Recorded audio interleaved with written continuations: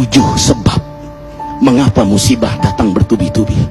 Yang pertama, karena banyaknya maksiat. Surah Yasin ayat 19 yang kita baca setiap hari.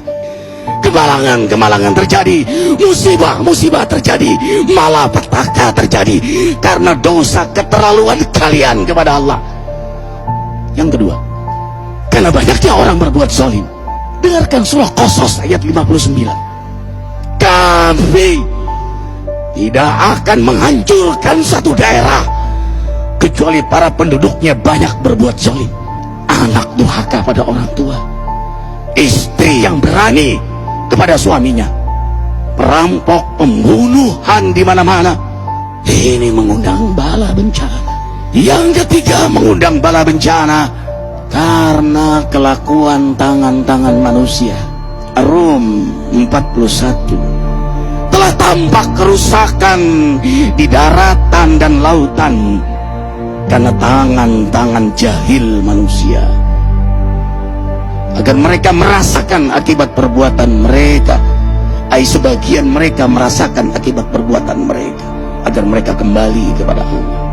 Yang keempat, bencana terjadi karena para tokoh melakukan kemaksiatan dan kezaliman.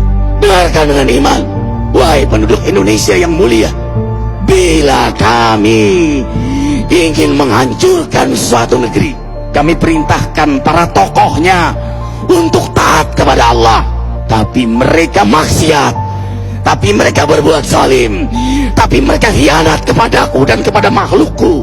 Fahaqa alaihil qaul, maka haklah untuk mereka datang bala bencana seperti kaum Ad, kaum Samud, kaum Lut, kaum Nuh. Kami hancurkan sehancur-hancurnya. Siapa tokoh itu? Para pemimpin kita yang sumpah Al-Quran di kepalanya, demi Allah tidak korupsi. Lalu korupsi. Siapa lagi? Hartawan, orang-orang kaya yang dengan harta berpoya-poya, sombong, maksiat dengan kekayaannya di tengah orang yang banyak menderita. Siapa lagi? Ulama yang menjual ayat-ayat Allah dengan murah. Subhanallah. Yang kelima, mengapa bala bencana terjadi? Karena orang-orang soleh, orang-orang baik diam melihat kemaksiatan dan kemungkaran. Surah Al-Anfal ayat 25. Takutlah kalian dengan musibah yang tidak hanya menimpa orang yang maksiat, orang yang berbuat zalim, tapi juga kalian orang-orang soleh. Maka masa bodoh dengan kemaksiatan bukanlah sikap seorang mukmin.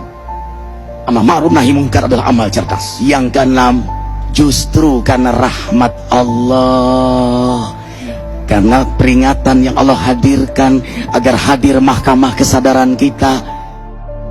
Ikhwah, dengarkan dengan iman surah Al-Baqarah ayat 155, 156, 157. Kami pasti uji kalian dengan sesuatu yang buat kalian takut lapar, takut miskin, takut kematian.